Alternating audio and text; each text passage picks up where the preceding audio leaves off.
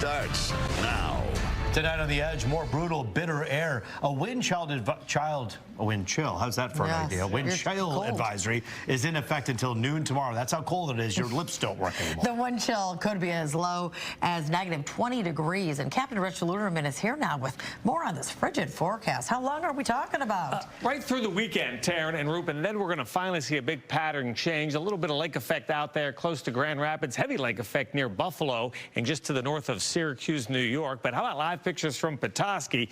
Looks pretty wintry up there. They have some snow and temperatures down near 10 degrees. That's Petoskey. Here is that wind chill advisory through tomorrow morning, as low as -20 for the entire region of southeast Michigan. How about the numbers today? 12 and 3, so almost 18 degrees below where we should be for this time of January. Look at the records, 55 on the high side, -15 on the low side. So we're not going to be in record territory. Nonetheless, very, very cold tonight. A lot of us have single-digit readings right now, and there's that breeze from the south and west producing wind chills right now as low as -18 around Jackson. There's -10 Howell, -12 over in Mount Clemens and at City Airport. Look at the cold air on the map. 2 in Green Bay, 3 above in Chicago, 10 Columbus. Up there at Port Hope near Bad Axe, it's in the single digits. Look how far south the cold air has made it. 21 in Dallas, 20 in Atlanta right now. Pretty harsh in the deep south, 5 degrees. Minneapolis, there's 25 out east in Boston. So the cold air is here to stay. We are going to see a couple of chances for light snow Thursday and again on Friday with a few pieces of energy moving through the Great Lakes. Here's your snow total for Thursday and Friday. 1 to 2 inches for a lot of us. Could be a few spots getting close to 3, so not for tomorrow. But again, down the road Thursday and Friday, some snow in the forecast. Brisk and cold tonight down to 0. Tomorrow back to 17. Still breezy out there. And then right there, the 7-day forecast. No big warm up into the weekend. It's next week that we'll see that big pattern shift. Remember, always get the latest forecast. Check it out, the Fox 2 Weather app. You can download it right now for free in the App Store or in Google Play. Taryn, we'll see you at 4 a.m. Sounds good, Rich. Thanks. A public service announcement from Ann Arbor Police tonight. When driving behind a snowplow or salt truck, make sure to give yourself plenty of space, unlike this driver. On a Facebook post, police say this car got stuck after the salt truck's tailgate broke and suddenly opened. A full load of salt ended up in a pile on the road. We're told no one was injured.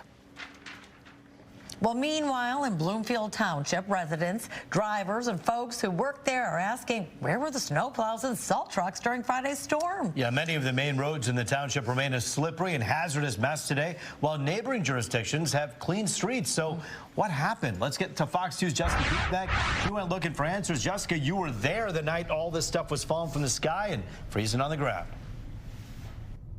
Absolutely awful out here the other day, but you ask what we found out. I really thought when we started asking questions about road conditions to the officials that we get some finger pointing, but that isn't what happened. Thankfully, we got a lot of transparency. We got folks taking accountability and maybe most importantly, a plan for the future. Now, I want to take a look at Telegraph right here. If you both remember that video footage we're about to show you from Friday, it was terrible out here. Happy to report the Telegraph, it is moving smooth. No issues on the ground, but that doesn't mean that some of these main roads in Bloomfield Township, you still got to be careful.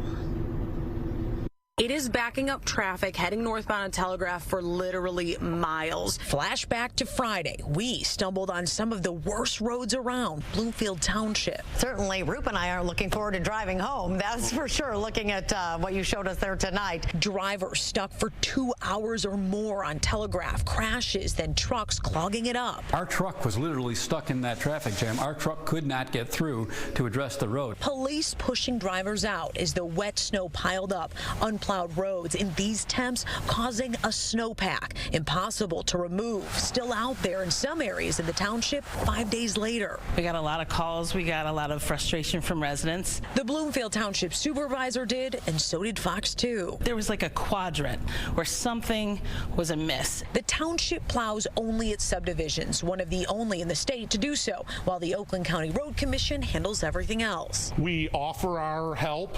We can't kind of go in and force our ourselves in because it's really their operations and we don't want to create that kind of battle. Friday, Bloomfield Township crews were out around the clock helping in emergency situations. So what happened to the Oakland County plows? Unfortunately, what we found, we did the research, was there was a higher concentration of mechanical problems in the area serving Bloomfield Township and the surrounding areas.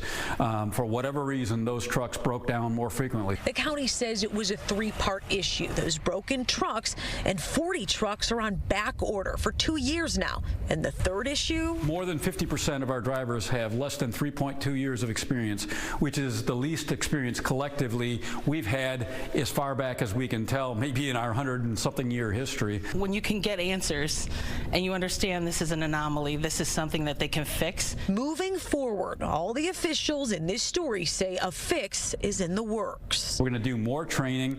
We're going to look at how our mechanics are assigned. We're going to look at the types of mechanical issues we had, and we're also going to hope we get those new trucks in sometime soon.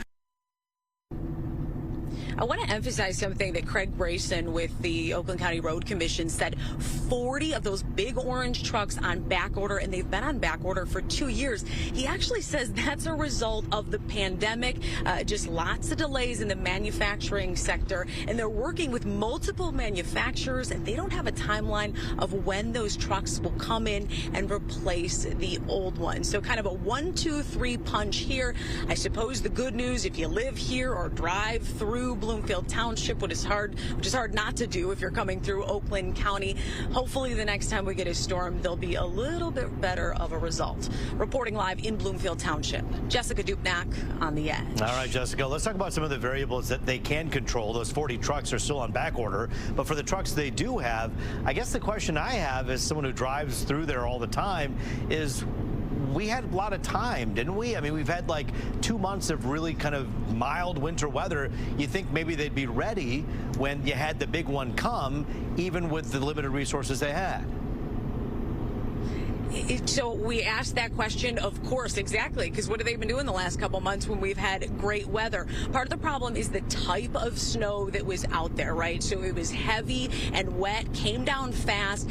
If there was any kind of delays getting to the snow right away, it packed down pretty solid. That's really hard on the trucks, and especially when you're running them over and over. And let's not forget, we've got a very inexperienced workforce. The drivers, no fault to them. They can't create this experience. So it's, again, a multi-layered issue. They're going to provide more training for those drivers. So, again, we can only hope for the best the next time this hits. Yeah, all of us are armchair quarterbacks and experts in our chairs saying what they could have done, but they're the ones with the money and the tools. Let's hope for better days to come. Jessica Dupnack for us live tonight. Thank you. Meanwhile, in Garden City, an entire neighborhood was forced to endure the freezing cold in their homes without working furnaces. Yeah, one homeowner called the Fox 2 Problem Solvers for help. As Dave Spencer tells us tonight, the problem leads back to DTE. A rude awakening Monday morning for Jim Gray and other neighbors on Roslyn Avenue. It was really chilly in the house, and I went to the thermostat, and it, and I raised it, and nothing would happen. Jim feared the worst, an expensive issue with the furnace. So a technician come out and he goes, no, he goes, the furnace is fine. He goes, the problem is you have low gas pressure. And he wasn't alone. And then as we talked to other neighbors immediately around us, they started having the same issues. Like him, they were calling out repair people to come take a look at their furnace. I couldn't believe the amount of different heating and cooling companies up and down the street, and they were even on the other streets where people have called him because they don't know. So his next call was to DTE. They handle both the gas and the power in Garden City. And I said, well, I got a history of, medical history, plus, I can't be in this weather. He says he was told that somebody from DTE would come out on Monday. Somebody will come to your house between 8 and 5. And I said, okay, I'll be home. Never called, never came. But with these sub-zero temperatures, Jim just simply couldn't wait, so he made one more phone call. When you don't have another avenue, then you call Fox 2. DTE did show up right before we did. On Tuesday, crews started excavating the frozen ground. he said they did find water in the lines. According to DTE, the problem stems from a recent water main issue that led to residual moisture getting in the gas line and preventing the gas from reaching customers. DTE says they are addressing issues as customers report them, and they encourage anyone in Garden City still experiencing problems with their heat to call 1-800-477-4747. As for Jim, he was hoping for a little more from his utility company. People can handle the truth.